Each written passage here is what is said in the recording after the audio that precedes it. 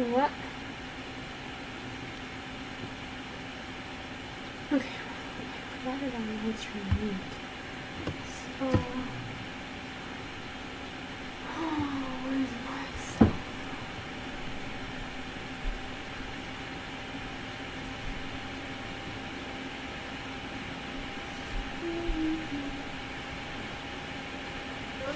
Cell phone.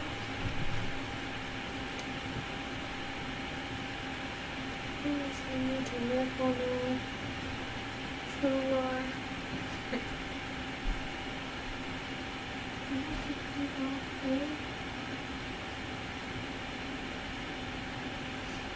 Come on, what is it?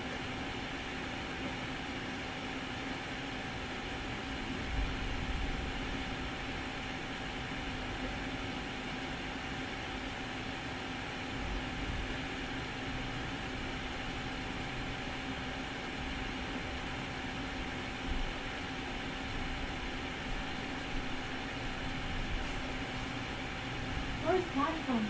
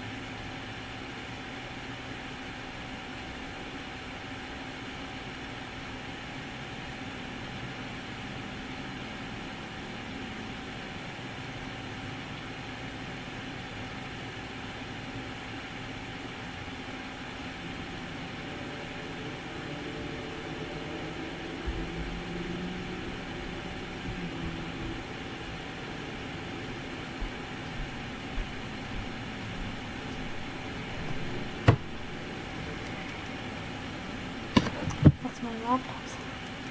That's my... Hello? Hello?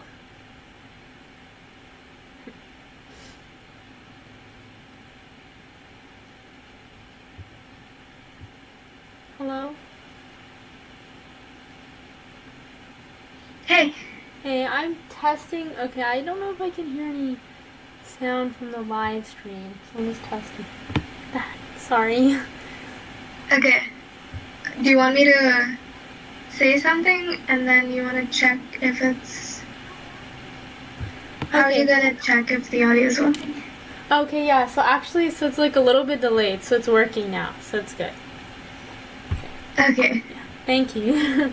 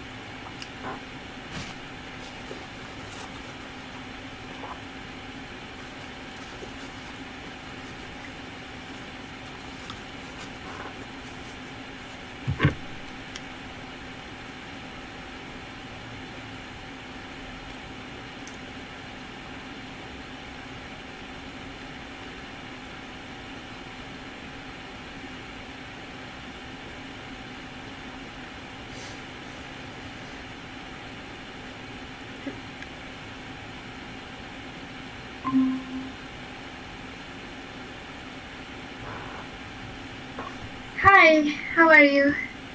Hey, I'm doing well. How about you? I'm good. Excellent. I just wanted to jump in a few minutes before, make sure everything is set and working, and we're all aligned. Awesome. Okay, so I'll be the moderator for this workshop, so I'm just gonna have the sign-in code so that whenever anyone comes in, they can sign in, and yeah, make sure everything's going smoothly. Perfect. So once you're done bringing everyone in, maybe I don't know if you were going to do an introduction, and then I can just share my screen so we can go through the workshop. Quick question. I'm always happy to make it more of a conversation, but I don't know if from an operational perspective it will be challenging to get people to unmute and actually ask questions. So should I tell people to do that? Is there a better way, or should they just hold all their questions to the end? You can, ask some questions. They can either unmute themselves or maybe use the chat to ask their questions, whatever works for them. And yeah, we want to make it as conversational as possible and just have like a lot of interactions. Okay, cool. Then I will say that at the beginning, that if at any point they want to stop me and ask a question, they can either unmute themselves or write it down in the chat. If they do, however, write it in the chat, I probably won't see it while I'm speaking. So if you see something, feel free to stop me. Yeah, sure. But we're gonna have time for questions at the end anyway. All right, sounds good. Cool.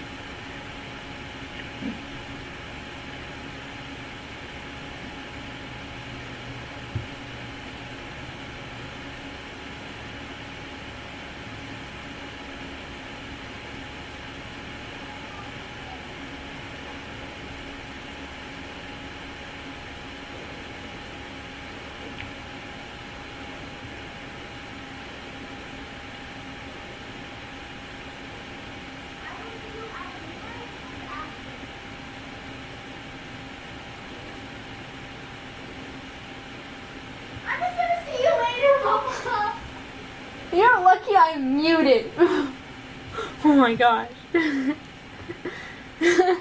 I'm sorry, was that rude? Yeah, I know. Your workout's super intense. You must be exhausted.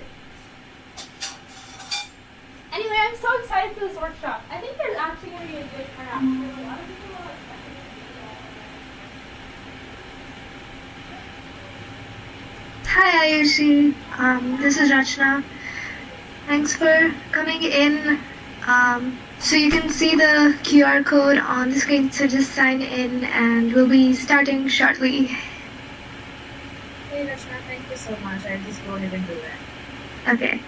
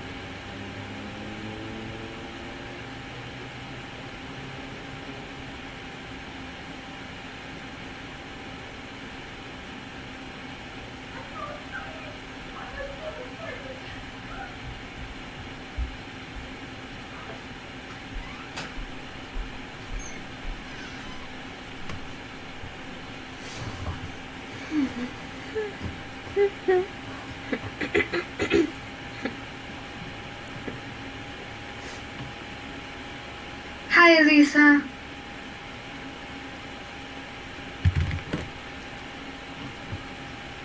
Hey. How are you? I'm good, how are you doing? I'm good. Thanks. So let's wait for a few more minutes and then we can start.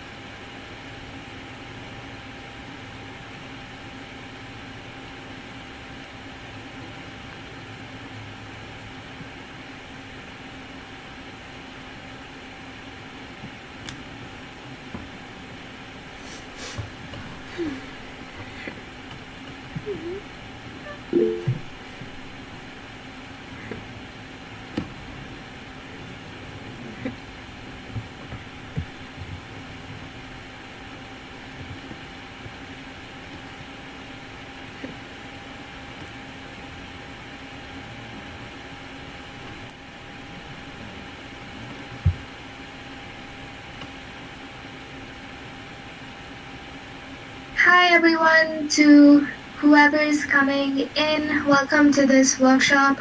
Don't forget to sign in with the QR code, and this is going to help you get a sweet point, and we always love those, so don't forget to sign in. Let's wait for maybe another 2 more minutes and then we can get started.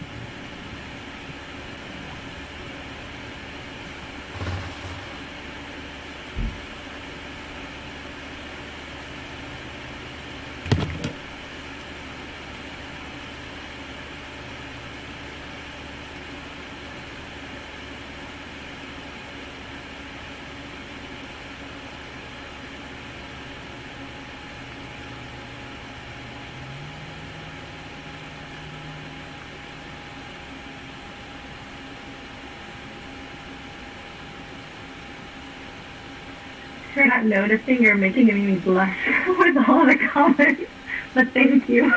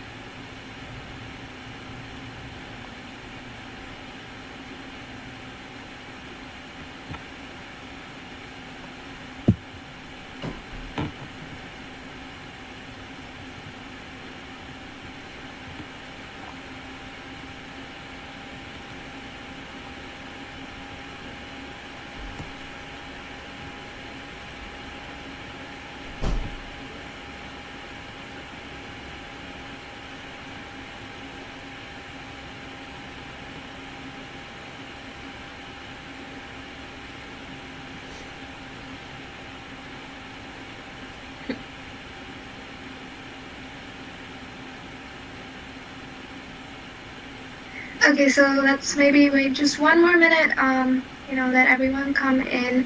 And I'm loving the energy in the chat. Hopefully, it's going to be this interactive throughout the session as well. I'm very excited. We have an amazing speaker here for you all today. So I'm very excited for this workshop.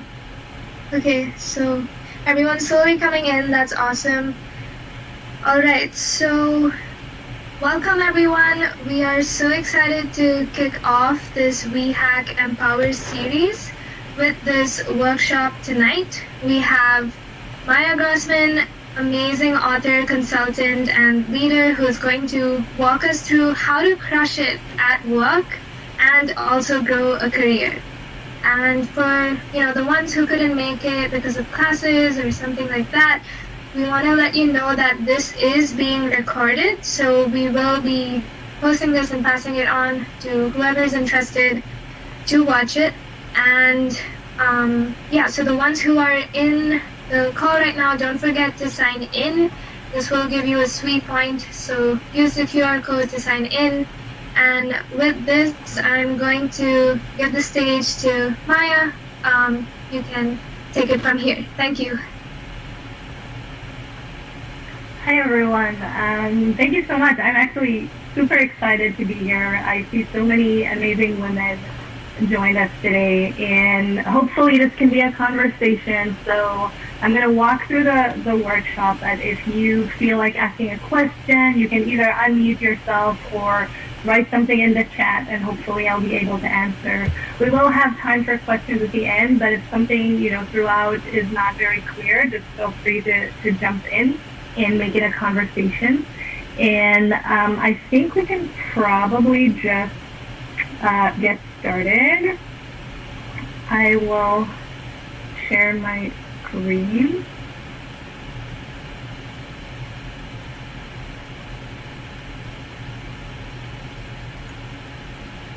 Okay. Okay.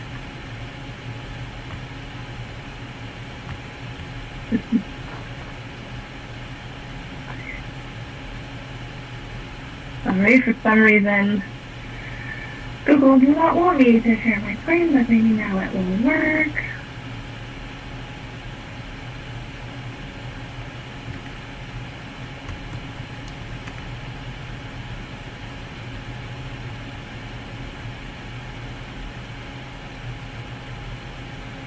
Sorry about that.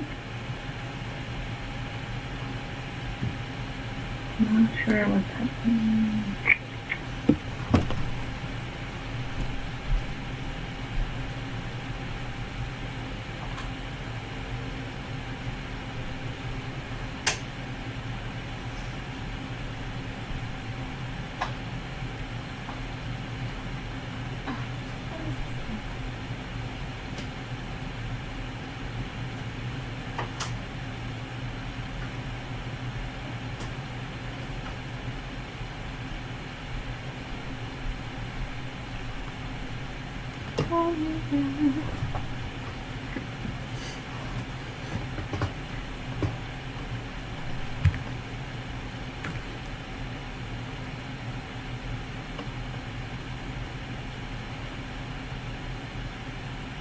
Okay, sorry about that technical difficulties. Always a lot of fun. Can you just let me know if you can see my screen now? Yep, I see it. Perfect. Okay. For some reason I can't see it, but okay. So, we are here today to talk about how you can actually design the career of your dreams. And I think this is kind of a controversial topic because a lot of people think that, if they work for a company, then the company, their manager, maybe their, family and friends, they're going to help them build their career. Someone else is going to be responsible for you moving forward and, building the career of your dreams. But the reality is that no one is going to care about your career as much as you do. And as much as it seems weird that you can actually design the career of your dreams, I'm here to tell you that you can and should actually do that in order to have a very fulfilling, career, because we spend so much time at work. Might as well do something that we enjoy doing and build that career of our dreams. And this is what we're going to talk about today. How to actually build that roadmap and how to follow through so that you can continue to grow and achieve, whatever it is you decide success looks like. So if you don't know me, if you haven't heard about me before, my name is Maya Grossman. I've been a marketer for the past 15 years. I work for companies like Microsoft and Google, but also small and upcoming startups. And I've spent the last decade probably as a leader, managing teams, helping my team members grow and become the best version of themselves. And in doing that, I realized it's something that I really enjoy. So I decided to share more career advice with the broader community, and even ended up writing a book to help people develop the 10 skills I honestly believe that they need in order to skyrocket their career. You can find all the information at mayagrossman.com. You can also find the Career Roadmap Toolkit, which is basically everything that we're going to cover today, but in very detailed step-by-step guidelines, so you don't actually have to take notes. Everything I'm saying today, all the examples, everything is going to be in that document. It's free. All you need to do is go to the website and you can download it. And with that, let's get started. So as I mentioned, your career is your responsibility. And I think the first step is to actually believe that you have the power to make your dreams come true. And I know it's actually a big leap of faith. So let me share a story with you, my story. About 8 years ago, this was the first time when I actually sat down and tried to imagine what I wanted my career to look like in the future. And I imagined 10 years into the future. And we're going to talk about this process and how you can do the same thing. But when I imagined my perfect day, what would my career and my life look like 10 years from now? It looks something like that. I wake up in the morning and I do yoga on the porch in my beach view house in the valley or in San Francisco.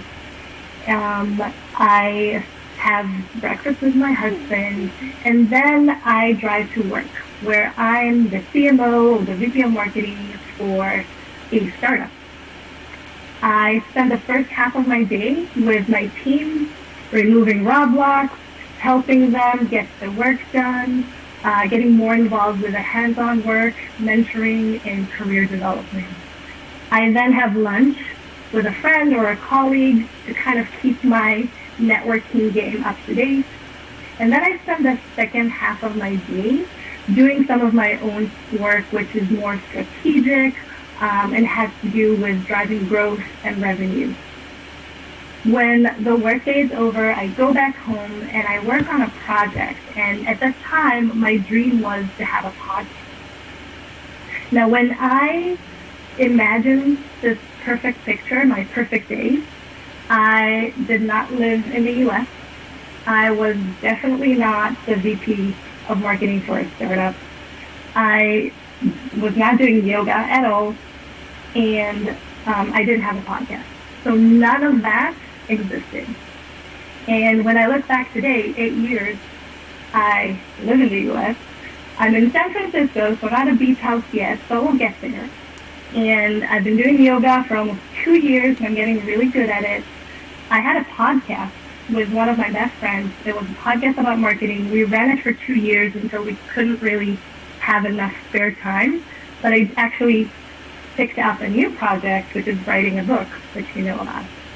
I do consulting right now, but that's because I've already been the VP of marketing for a startup, and now I only do the strategic work that drives growth and revenue for a variety of companies. So basically, everything I imagined 8 years ago, I was able to actually achieve. And it's not because I'm special, it's just because I had a very specific plan and I followed through. And yes, it took 7 years to get here, but I had very ambitious goals. And I was looking 10 years into the future. You may want to start by planning your next move, not necessarily, 10 years from now. But this is just for you to understand that when you have a plan for your career, the only thing that will stop you from achieving your goal is you. If you have a plan, if you know what it takes to get there, and this is what we're going to cover today, I'm going to show you exactly how to do that. The only thing that will stop you is not following through. So let's jump right into it and start talking about what you can do. And the first step is to try and understand where you want to go. Because if you don't know what your next step looks like or what your dream career looks like, you're probably not going to know how to get there. So there are a few different things you can do to try and figure out your next step. The first one is actually the exercise I just mentioned, to try and imagine the perfect day. And as I said, you can do it 10 years into the future if you actually know what you want, or you can do it for next year just to try and understand what a perfect day would look like. And I like to sit in a quiet place or, put my headphones on, have some nice music, close my eyes, and actually imagine. And when you're able to see that movie in your head, this is when you're going to start writing down everything that you've imagined. And what you're going to end up with is basically a list of goals and dreams. And you can look at those and turn them into more specific, actionable tasks. And we're going to talk about how to do that. But if you're not so much into visualization, maybe you don't know what you want to do, even next year. You can try a different approach. It's a lot more methodical. I think a lot of people prefer to do it this way. I certainly do. So what we're going to do is we're going to create a mental model. And this is just a fancy way to say, we're going to create some kind of a tree. And in the center of that tree, you're going to write down your role, what you actually do right now. And from the center where you have your role, you're going to start branching out and writing down everything that you currently do at your job, your responsibilities, your tasks, and you can even write down your skills. And you can do this for your current role, or you can do it to include all of the roles you have to date. So you have a very complete view of everything that you know how to do to date. And when you're done with that list, and you're going to need to have at least 25 branches, you're going to divide that list into 2 sections. One section is going to be everything that you really enjoy doing, everything that you love about your job or your previous job, and you want to continue doing. The second list is going to be everything that you hate, everything you wish you never had to do again. And you're going to look at your list of likes, and you're going to ask yourself, what do I want to try out next? What type of experience I don't have, but I think it would be super interesting or exciting. Maybe you've never been a manager, and you want to try out a leadership role. Write that down. Maybe you don't have a ton of experience with strategy and you think that would be a great next move. Write that down. You want to end up with a list that includes everything that you really enjoy doing and everything that you think you could enjoy or want to try out next because you want to know if it's a good fit for you. And now you're going to look at the list of likes and you're going to try and figure out, is there a role out there, a specific job that includes almost all of my likes and does not include most of my dislikes? Let's be honest, with every job, you're always going to have a few things that are not your favorites, but you don't want to spend half of your time doing things you don't like. And I know that because I've actually been in this situation. I was very excited about this new role within marketing. It sounded, it was like the hottest buzzword. It was so exciting. So I jumped into that role and very quickly realized that I didn't like it because I'm more of a creative person. I enjoy, writing, creating content, thinking strategically. And that role required me to spend half of my time in front of spreadsheets looking at numbers. And it just wasn't as enjoyable and fulfilling for me. So in order to avoid that, you want to find a role that does not include most of the things you already know that you don't like. Now, if you're very lucky, maybe you look at your list and immediately you're going to be able to see it. Oh, all of these skills align to this specific role. But for most of us, it's probably not going to be the case. So what you're going to do instead, you're going to do one of two things. You either come up with a few hypotheses, so you look at the different skills and you say, well, it could be a product manager, it could be maybe operations role, and you hypothesize a few different possible jobs. And then you are going to go to Google or LinkedIn, and you're going to search for job descriptions for those roles. And as you go through the job descriptions, you're going to be able to validate whether or not you have the right role. And it's also going to show you what each role includes, so it will be easier for you to figure out if it's something that sounds exciting, if it's something that you want to try out, or maybe you didn't realize, what it actually entails and it's not for you. You can also do this the other way around. So if you don't have an idea of what kind of role all of your different skills can actually align to, you can take some of those skills, plug them into LinkedIn as keywords, and just search for them. What will happen is you will see job descriptions that include those skills, and you're going to see people who have those skills in their profiles. And it may require a little bit more digging, but if you open those job descriptions, if you look into those people, you will see what type of roles come up. And then you can do the same process of trying to evaluate which jobs actually include a lot of your skills. And hopefully, when you do that, you'll be able to end up with, let's say, one or two roles that you think are going to be perfect for you. They're a great next step. They're going to rely on a lot of your existing experience, but they're going to give you enough room to grow and learn. So let's try and focus on one or two of these roles. And then, you already looked at job descriptions, so you know a little bit what this role includes, but there's nothing like real life experience. So what you're going to do is search for people on LinkedIn who are currently doing this job. Not people who did it 5 years ago, people who are doing it right now. And here's why.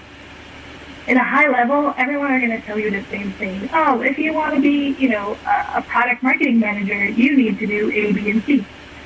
But when you start having an honest conversation, you can go a lot deeper and understand what the day-to-day actually looks like, where these people spend most of their time. You can ask them how they actually got that job, what type of experience was necessary for them to get there.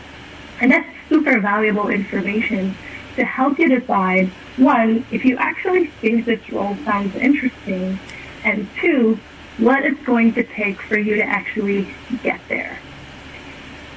And you can look at a list of questions here that you can ask those people. And if you download the toolkit, you actually have all of the questions there. You also have a template for an email outreach, because you want to reach out to these people, not necessarily because you saw a job at their company, but just because you want to have a conversation and hear about their career path.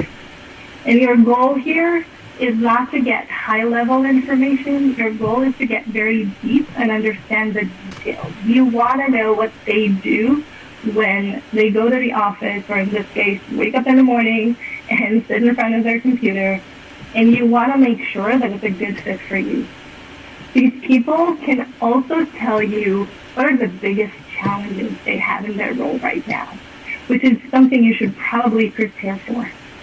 And they can also be a great resource if you want to talk to more people, because, you know, a lot of product marketers probably know other product marketers, and they can recommend people to speak to, so you can gain more information. And it's actually really important that you talk to more than one person, because different people are going to have different opinions, and their day-to-day is going to look a little bit different. It's also quite important that you choose to speak to people who work for companies that you may consider working for. And the reason is, a role like product marketing can look very differently at a tech startup than it would look in a consumer goods company. Product marketing could look different in fashion than it would in advertising. So I think it's really important to talk to people who have jobs at companies you would consider working for, just so that you would get, you know, the most accurate picture. Now that you kind of know where you want to go, at the end of this process, you should have an idea of the next step, of the next role that you want to get. Now it's time to try and understand, okay, what is it going to take to get there, and where am I today? So we can evaluate the gap between where you are and where you want to go. And this is where you need to be very, very honest. You can't really make up this list. And here's what you're going to do. You already know what the job description entails, because you looked at a couple of job descriptions.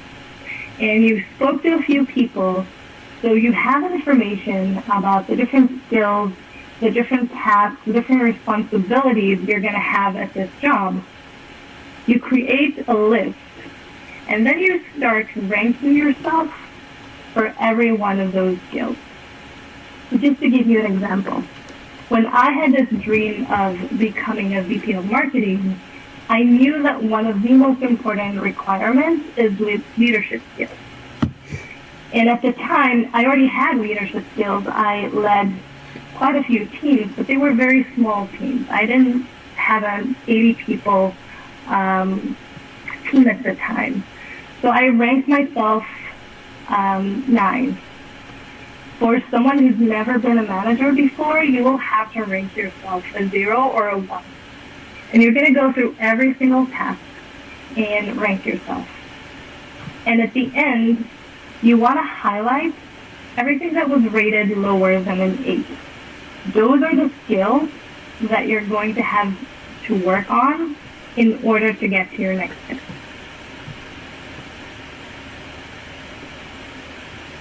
Was there a question there before?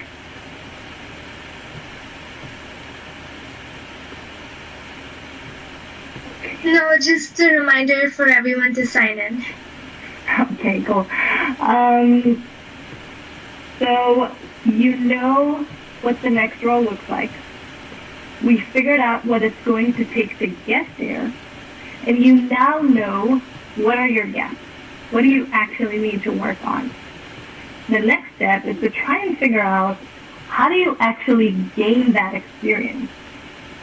And the most obvious thing that I think a lot of people kind of forget about is you can do some independent learning. You can actually learn on your own, at least a few things.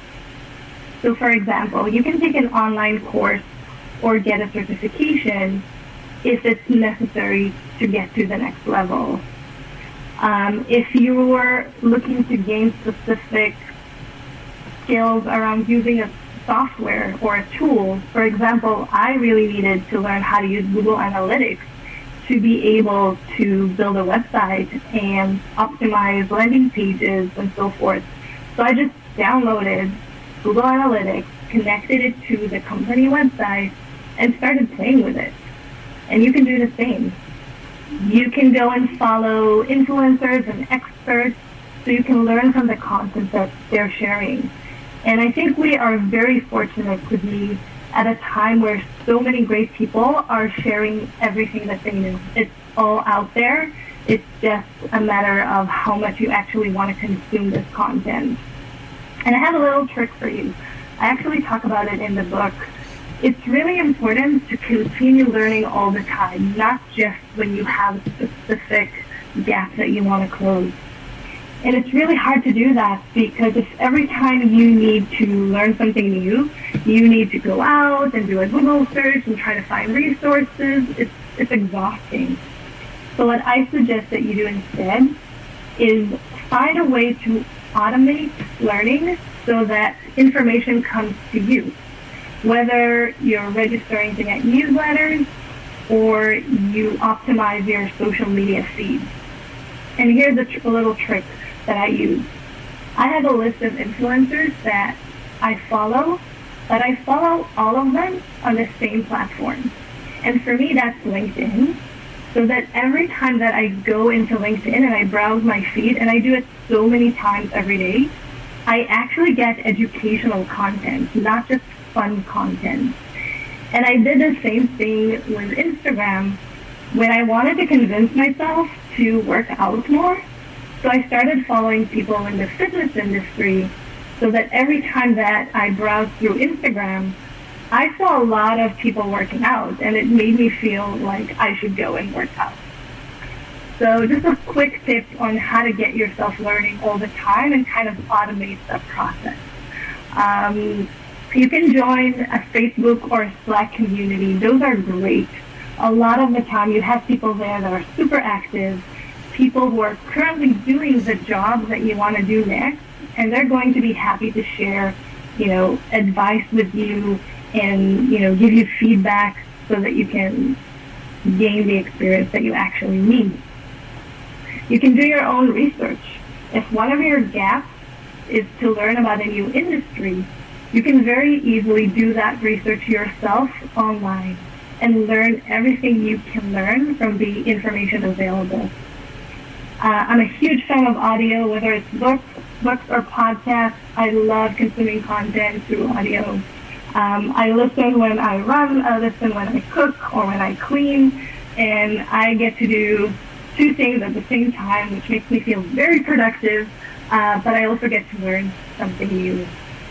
And lastly, and I think this one is a little bit, people sometimes don't value volunteering, but doing work for free is still work, and you still gain experience.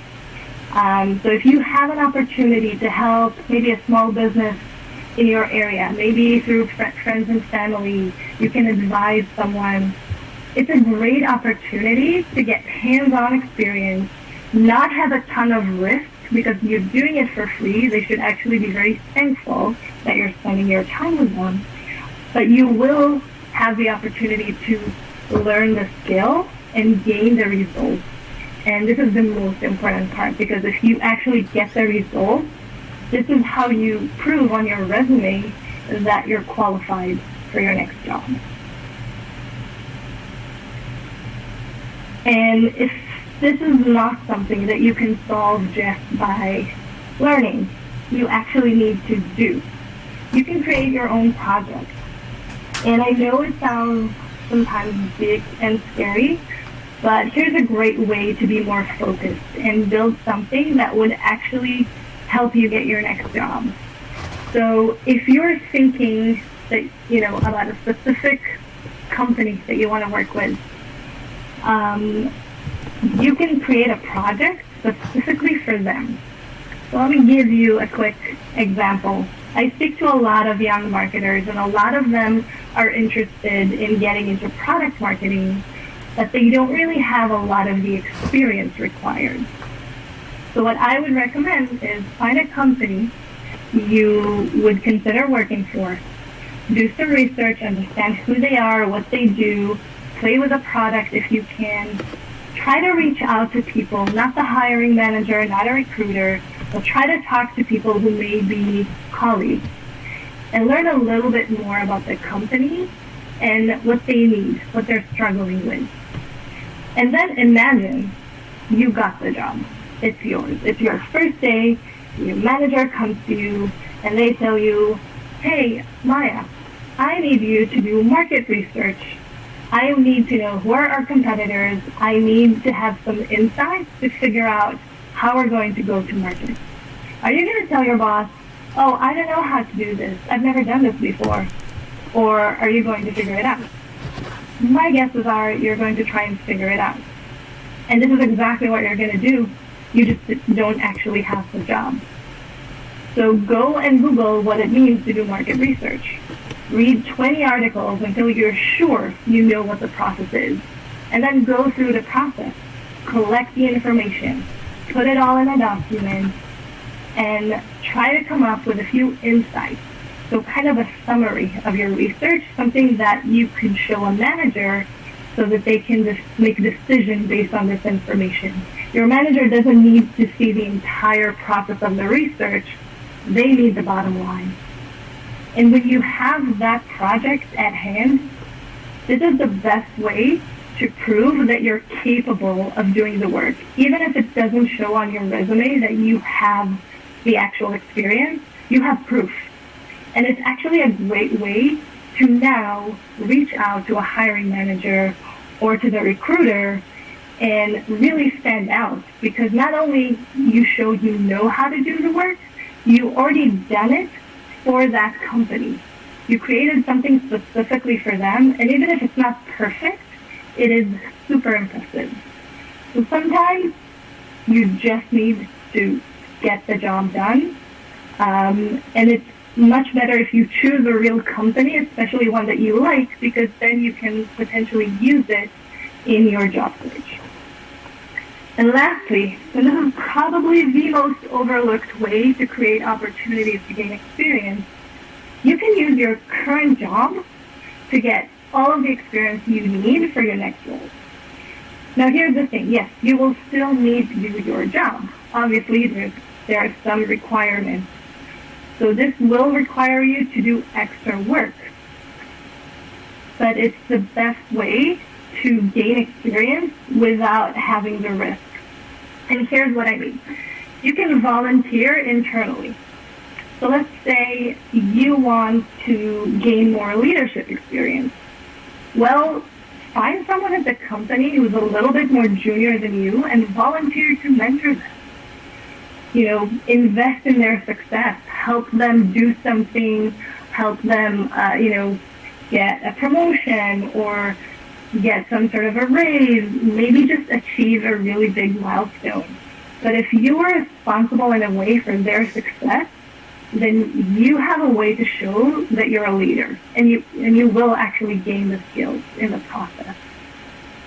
You can initiate a project internally. Maybe you saw a process that's not working the best that it can. Maybe there's a way to optimize something. Then initiate a project. Get people to work cross-functionally and solve this problem. It's a great way to gain additional skills. You can go to your manager and actually tell them you want to help them out. You want to take some of the load off, but be very specific about what kind of tasks you want to take on. If you'll just be doing more of the same, it's not going to help you.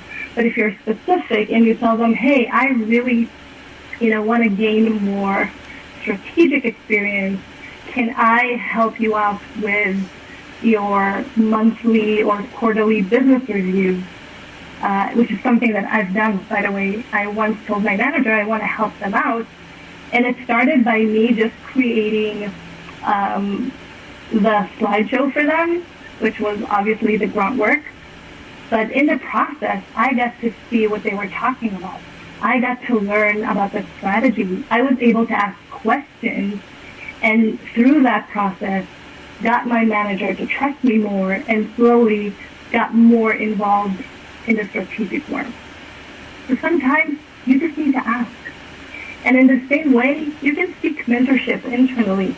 You can work not just with your manager, but with colleagues and other leaders in the organization, and just flat out ask them, say, I need to gain this and this experience, and I look up to you because I think you're great at it. Can you help me out? And I know it sounds kind of scary to, go in the company and tell people that you lack some sort of experience, but obviously you're trying to gain something you don't have, which usually isn't part of the requirements to do your job. This is like extra. And for me, that's an indication that someone wants to learn and grow, and I actually appreciate it. And I would love to help anyone who would come out and ask to learn more. You can always help other people. I did a lot of volunteer work with a sales team and the product team, and I helped them out with marketing-related tasks.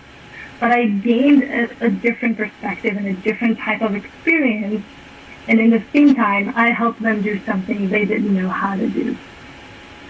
And lastly, you can do what I like to call an internal internship. So if you want to change roles, let's say you want to move from the marketing department to the product department, you can very easily start building that relationship if you volunteer to help the product team, but not with marketing work, but with actual product work. Tell them, I would be your intern. I can give you up to 10 hours a week. Just give me product work. This way, you get to figure out if you like products, you gain some experience, and you can potentially move inside the company. It's a lot easier to, if you want to make a pivot in your career, it's a lot easier to do it inside the company than to try and do it externally with a completely new role. So a lot of different ways to gain experience, even as you have your current job. So you know what your next move looks like. You know what it's going to take to get there. You already have a list of ideas on how to gain that experience. And now, and this is the hardest part, you need to start executing. So a lot of people put together the list, they have their goals, they know what they're trying to achieve, but they start procrastinating when it comes to actually executing. And we're going to try and avoid that. And hopefully this little process I'm going to share is going to help you to actually follow through. So you created a list of all the different skills and experiences that you need to gain. And we just went through different ideas on how to actually achieve that experience. And for every skill that you need to acquire, you're going to put together a list of ideas on how to get the experience, kind of like what is on the slide right now. The problem is, these ideas are very high level. It's not something that you can tackle in just a couple of hours. So just to give you an example, if one of my tasks was to get a certification, if it's Sunday evening and I'm looking at my list of different tasks and it says get a certification, I don't know where to get started. But if I drill down and I turn this high-level idea into actionable bite-sized tasks, it's going to make it a lot easier. So for example, if I look at this process of getting a certification, it needs to start by doing some research. There are probably a couple of vendors who are offering this certification. I want to figure out which one is best. So I'm going to, look for a few of them. I'm going to look at customer reviews. I'm going to look at pricing. But I need to go through the process of actually evaluating them. And then I'm going to choose a provider. I'm going to go through the sign up. Sometimes that's a very long process. And if I have to, I'm going to pay. Now I actually have to follow through. I need to understand how long is this going to take? Am I going to watch videos, or do I need to take any exams online? I'm going to review all of the requirements, and I'm going to schedule some time on my calendar to start doing them. Now, if it's Sunday evening and I'm planning the week ahead, it's going to be a lot easier for me to pick up a task that says research a few different vendors or providers for certification, and I can actually plug that into my calendar, devote 30 minutes for it, and I'm going to get that task done. And if you do that for every one of your tasks, you're going to end up with a repository of tasks. And you actually have this template in the toolkit, so you can immediately use it. And what I try to do every week when I plan my week, I go in here, I pick a couple of different tasks. They are all something you can do within 30 minutes to an hour, and I plug them into my calendar. This way, every single week, you have an achievement, because every single week you do something, even if it's small, to move you forward towards your goal. And you don't have to think about it. You have a list. You just need to choose the task you want to work on. You don't have to reimagine what it would take. And I think having those accomplishments every single week, it keeps you motivated.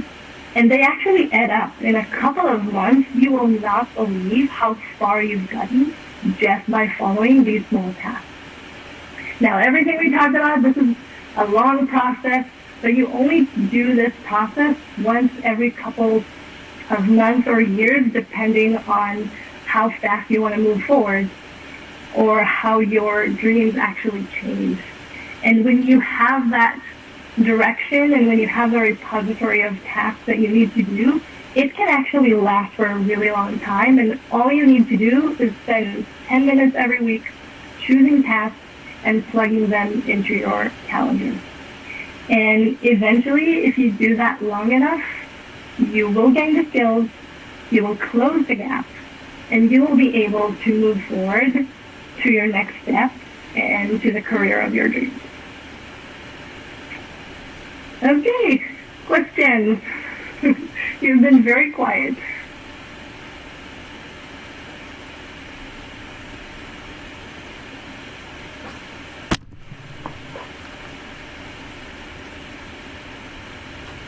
Yeah, you can just unmute and go for it. I think it will be the easiest.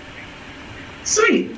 Okay, so I just have a bit of a general question about, so if one is kind of in a career or on a career path that they kind of realize a little bit later in the game, they're like, I don't think this is really what I want to do. Do you have any advice for that person to kind of course correct without, I don't know, like the worry about course correcting, you know what I mean?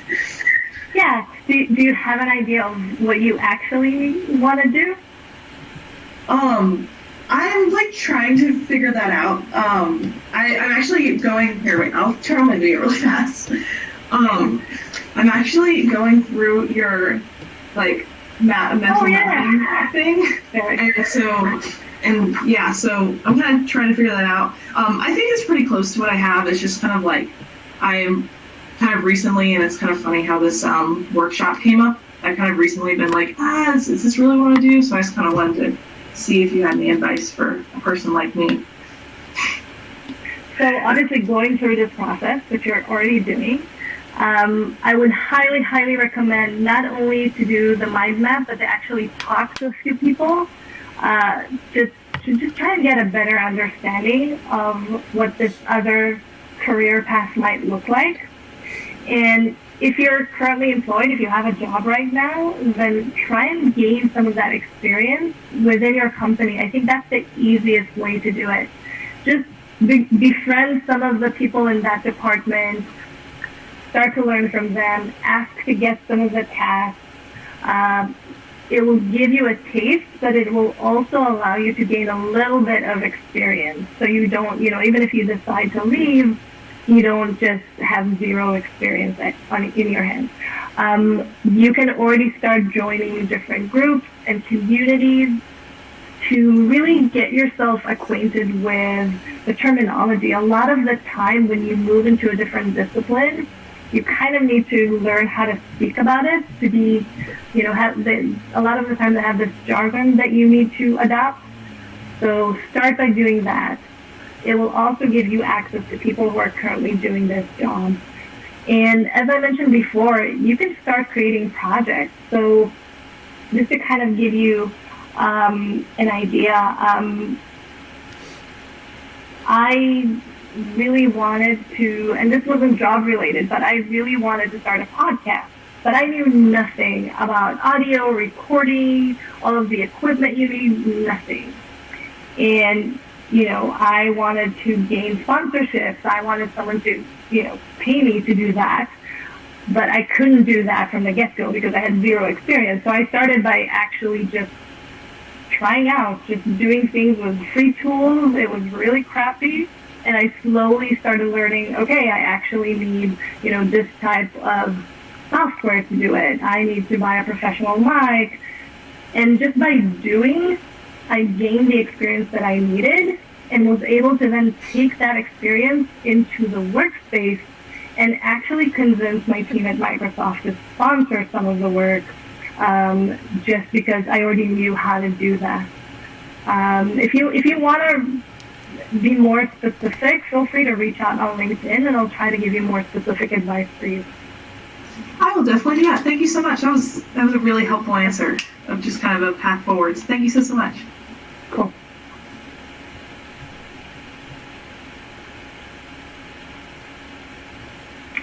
Any other questions?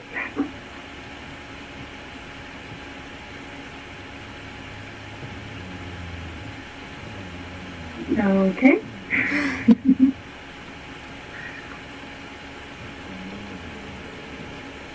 Unexpected deals. Yeah, go ahead. Come to the one in the comments. Okay, so roadblocks. Okay, can you give me a specific example? It will be easier.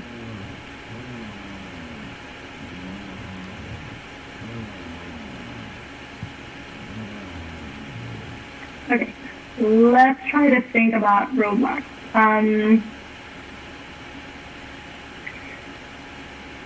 So you're building this plan, right? And theoretically, you have a path and you have an idea of how to get there. But it's very possible that you start working on something and it doesn't work out. Or you relied on your manager to actually help you and it didn't happen. I think the key here is, one, not to get discouraged, and two, to understand that the important part is the end goal, is where you're trying to go, not the path that you're taking. The path can and should probably change the more you grow and you learn.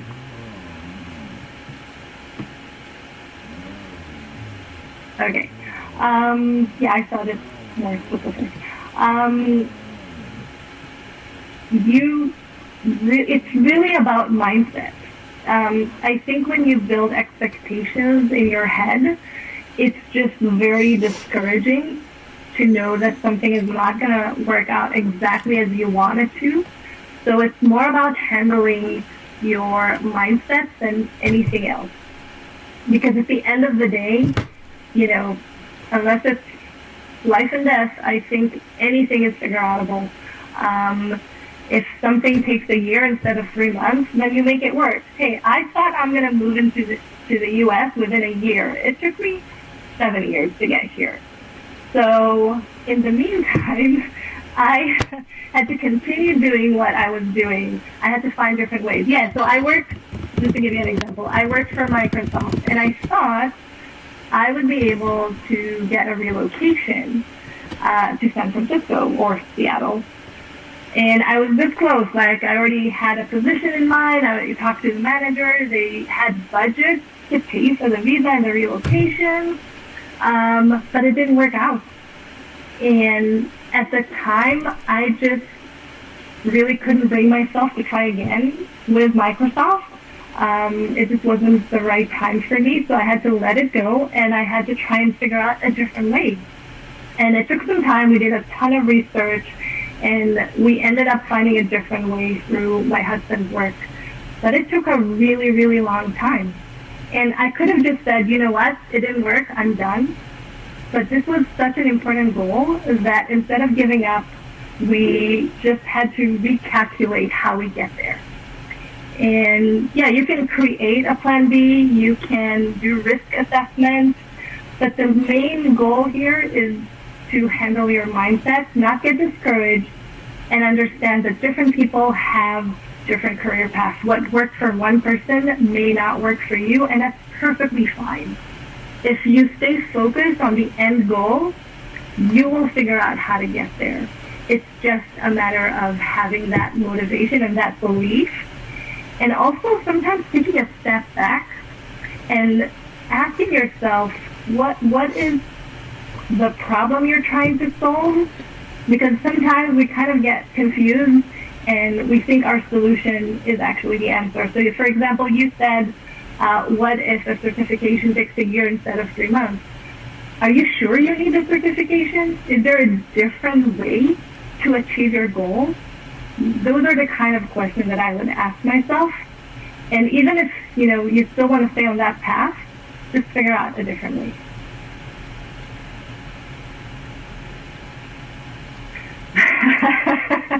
Oh yeah, you definitely need yoga and running. Running is like my Zen activity. I hate running, like physically I hate it, but mentally it's the best thing I do in my week. It's like 30 minutes of not thinking about anything else, which is kind of cool. Anyone else have a question?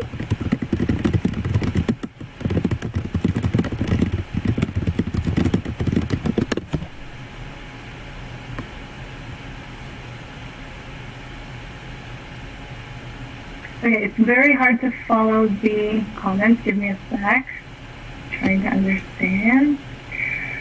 If you've had a goal in mind for a long time, but a new opportunity comes up, how do you decide what to do? Oh, great question. Okay, so I actually have a very good example for you. Remember how I had this goal to become the VP of marketing? So when I worked for Microsoft, I had to decide if I want to take another role with a company, which was a bit of an upgrade, but I also had an opportunity to join a very small startup.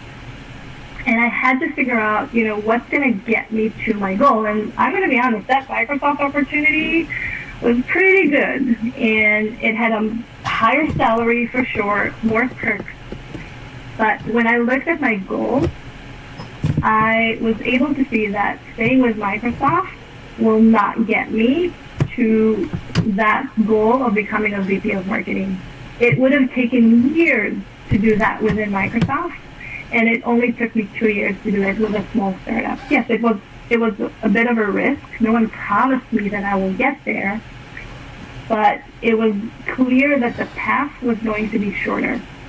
So for me, I try to evaluate what's going to get me to my goal faster.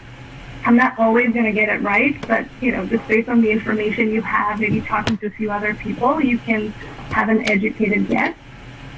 But you also need to take into account where you are in your career and in your personal life, because if at that point I couldn't afford to pay my rent, I would have taken the job that paid more because I needed it.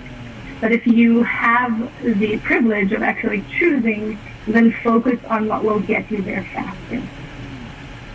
Okay, I hope that was what you had in mind. How did you transition from your corporate career to startup world? Well, I think I just told you that, but let me give you the actual story. When I worked for Microsoft, my main target audience was startups.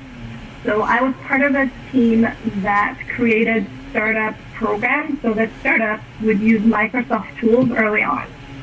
It was actually kind of a smart strategy because companies choose the technology they build on early on when they just start developing the product. So Microsoft figured if we work with startups early on and get them to use Microsoft tools, they're going to grow with us, which was true. But because that was my audience, I got to know the startup world really, really well. And I spoke to startups all the time, spoke to founders, and I kind of fell in love with the idea of building something from the ground up very different when you work for a big corporation like Microsoft. It's great, it's very established, but I had this fantasy of, really helping to build something and create. And I decided that this should be my next move. And because I already built relationships in that community, the startup community, I was actually able to get a referral from one of the investors in the company I later worked for. And this is kind of how I made the shift from corporate to startup. What else do we have? Okay, these are all the questions I see here. Anything else? I think we probably still have a couple of minutes.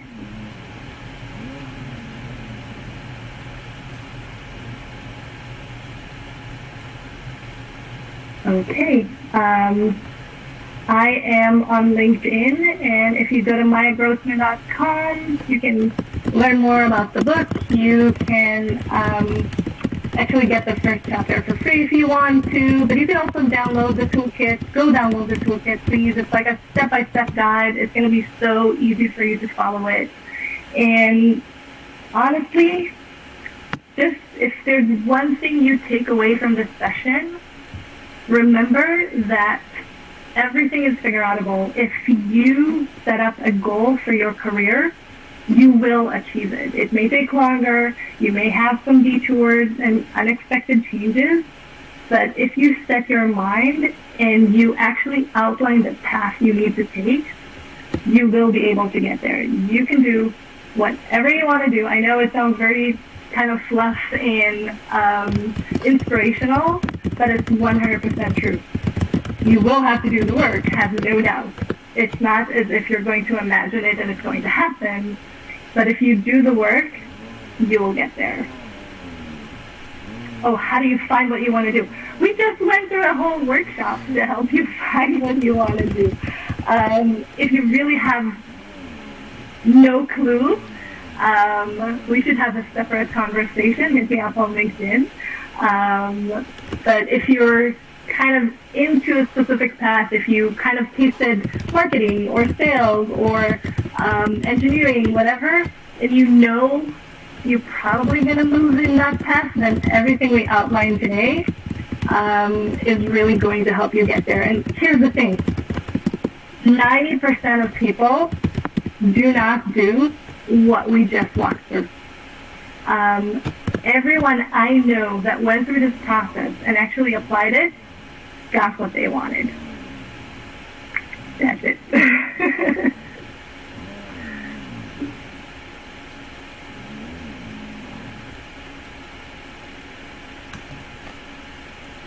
Okay, I think that's it for today. Thank you so much for sticking around and for listening, and hopefully you get something out of it.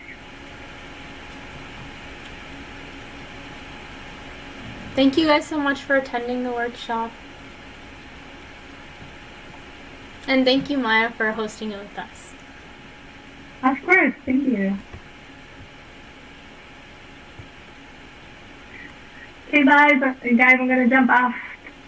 Thank you. Goodbye. Bye.